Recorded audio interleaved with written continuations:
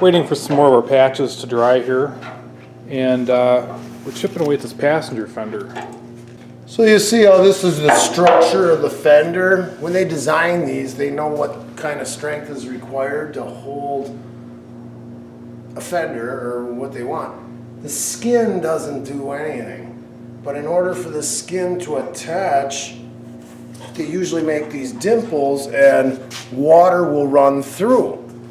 And it'll get wet and it'll drain off. But as soon as you ride it through sand and salt and stuff, and these little holes get clogged, well then it holds water in between here. And then that's what you get. In Wisconsin, everybody always had to patch the bottoms of their front fenders. That's why we were telling you before, when you can get that cowl, and you know, who's gonna go unbolting their fenders to clean out their fenders every spring? Nobody does it. But if you're washing your car and you blow air into all these cracks, you can at least try to keep everything open so water will flush grit out. And we're gonna have it all painted in there. We're not gonna be undercoating it because it won't be driven around in the winter time, and undercoating is heavy. It's just gonna have paint. And you try to get paint in between there, but car only lasts a certain length of time in Wisconsin because we got moisture all the time. So when guys buy a car and it's worth something, like a $100,000 car, they don't just leave it in a cold garage. They got to keep it in a atmospherically controlled, at least 50 degrees, and it's, you know, the moisture during the summertime when it's really damp. They got to dehumidify it and stuff. Otherwise, your investment will just rot away underneath.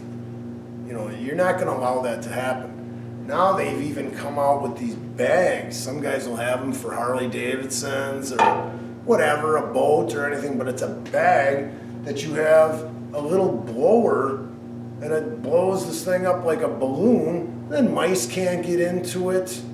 They just walk around it. They don't see it. Anytime you get mice in a car and they whittle away at wires,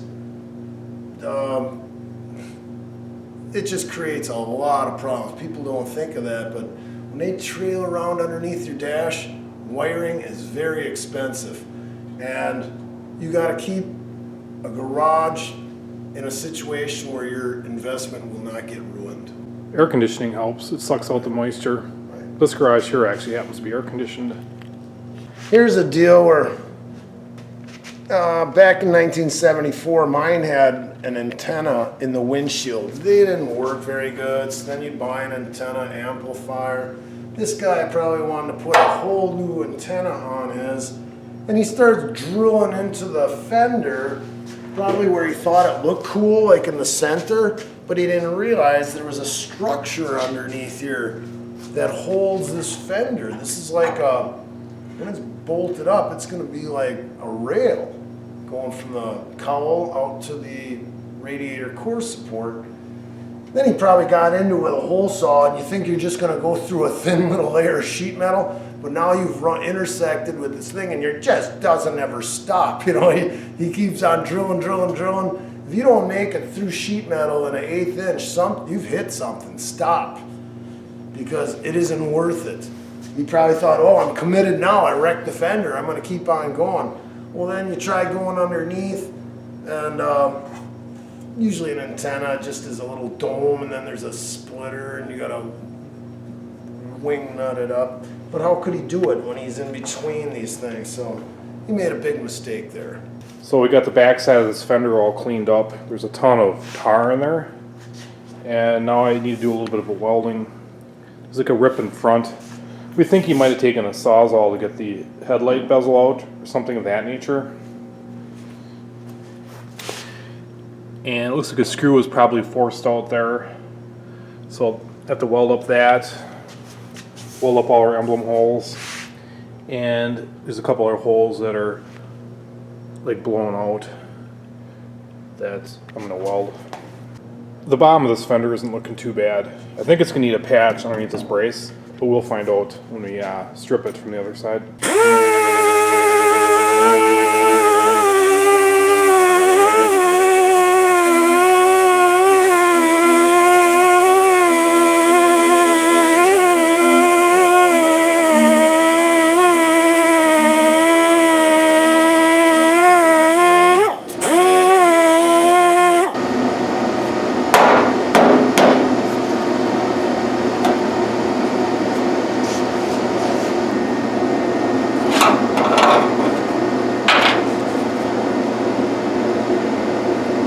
That was his backer.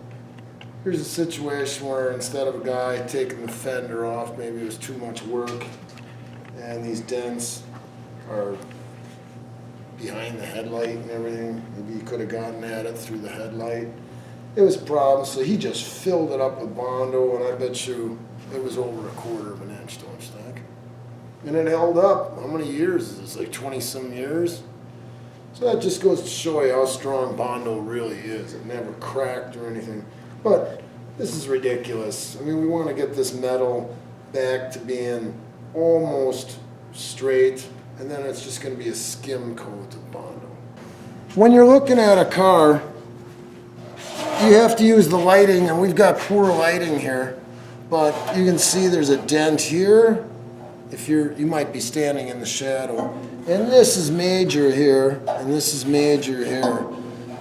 This is going to be kind of hard because there is a soft body line going through this way, but we got to get this dent out and that dent out, and there's major dent here and major dent out. So it's going to be a lot of pounding and checking. Then you can use a little paint, and then you file it, and you can see where the low spots are, and you change hammers.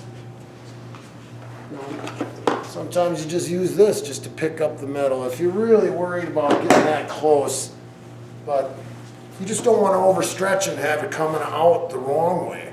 You'd rather have it low than high.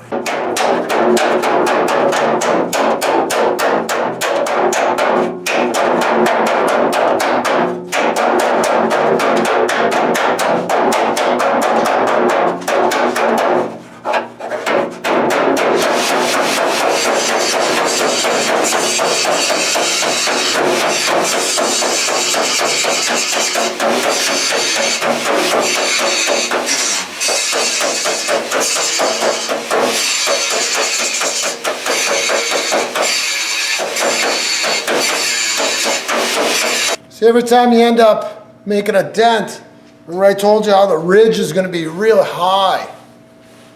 So you can see all the way around.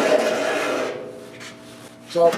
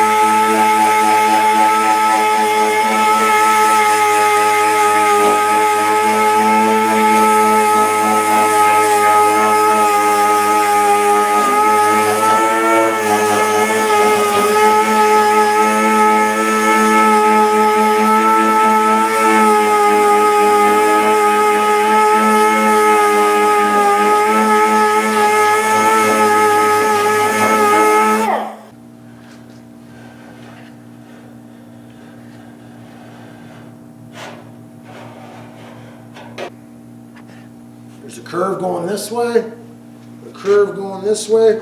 We've got it out far enough where once you skim it with Bondo, this will be, you know, really thin, formed out. The DA is a dual action sander. Instead of just spinning on its axis where you'd have to really be good, this ends up going into orbital so it doesn't leave. Like he was just using a small little air grinder, and then you see grooves. When you use the DA, see how it smooths it out more, and it gives an oscillation. And once you skim that out, even with a thin layer of Bondo, then it'll hold its shape, and we won't have Bondo that thick on it. This is a situation where the bottoms of the fenders, here's the reinforcement bracket, and this is how the fender gets bolted onto the cowl, and then underneath there's a a hole that it bolts up to, and the water lays in here and it rusts out. And also when you see, oh, everybody goes, oh, there's just a little surface rust. That bubbling is cancer, and you have to cut that out. I wanted to go all the way up to this line, and then you wouldn't see any, it'd be easier to patch. He only wants to cut out the part that's rusted out, and the rest is solid. So we made this size patch, and we'll cut that out, laid it on, made a template. Now this has got to go underneath here. Right now I gotta mark these spots, then the rows that, drill holes, and weld it to here, and then weld it, just spotting it around here, and then you'll have to fiberglass it, especially in the back. You don't want water to be sitting on that lip. It's another cause for water retention and rust.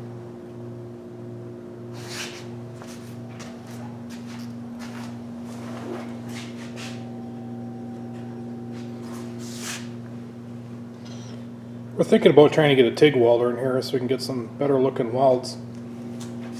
We got a few projects going on. Like I said, when you do a project, you can't just stick on one thing because you're waiting for one thing to dry or one thing to cure, and keep three things going, but you gotta have the space. That's the thing. Now, this guy had one little dinger here. He really abused this area. We knocked that up where he wanted to have an antenna, and we filled the holes that the emblems went on. And for some reason, he didn't like the looks of this contour when he started doing this little dinger, and he had it filled with Bondo all the way from here down to there. And you'll see those welds have been started, the bottom patch has been patched. So we're ready to start doing the Bondo. And my partner is saying, should I get to all this old Bondo out? Anytime you start a project, never trust the other guy's work. Who knows how long this Bondo, well, we know the Bondo's been in it a long time.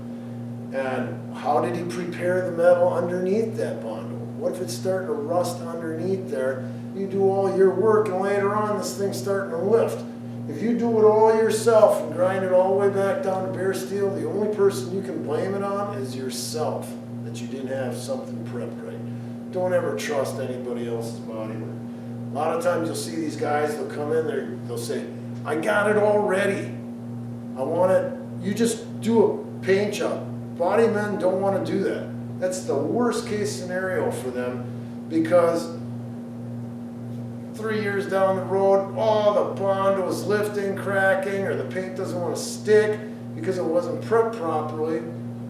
And then somebody takes it to another shop and they go, oh, I took it to Johnny's shop last time, and then they peel it off and they're going, boy, is this guy a hack? And it gives a bad reputation to that shop. That's why nobody wants to finish somebody's started project.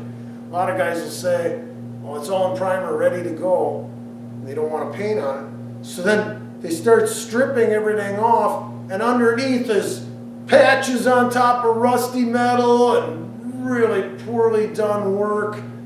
And then after it's stripped, the guy's got money invested in just getting it stripped. It's like $3,000 probably, getting it ready for work. Then the guy goes, you're gonna need new quarters. No, I didn't need quarters, it looked beautiful before.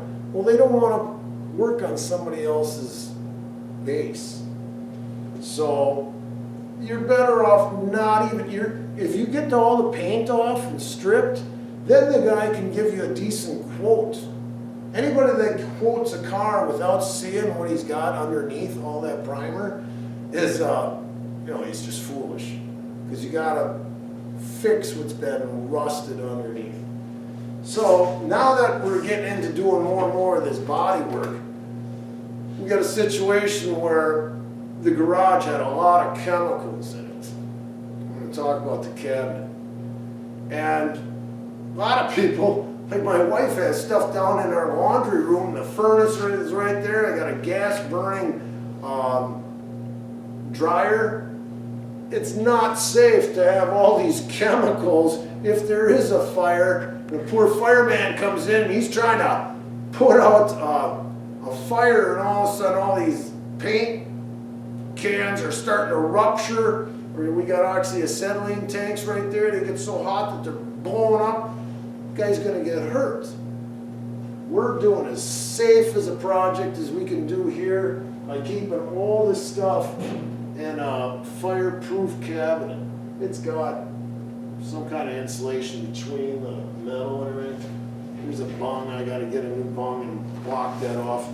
But just in case if something even started to, you know, seep out, leak or whatever, it's more contained in there. And while you're doing sparks, you know, grinding and sparks, it's safer to have it in a cabinet. And what's one man's garbage is another man's treasure. This guy here really wanted a fireproof cabinet and found one on eBay. Got it for 200 bucks.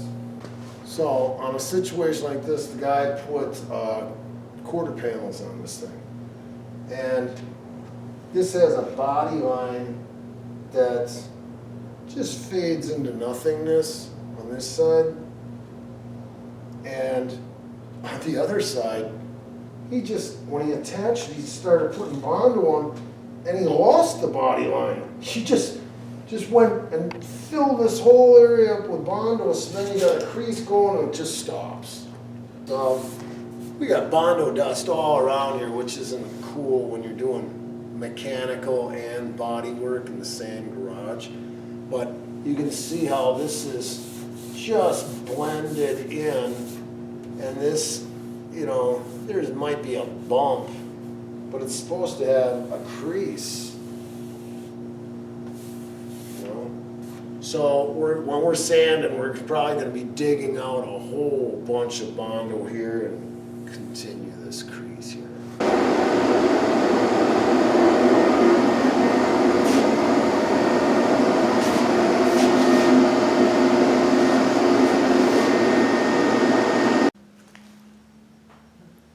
There's a heck of a lot less Bondo on this Fender now.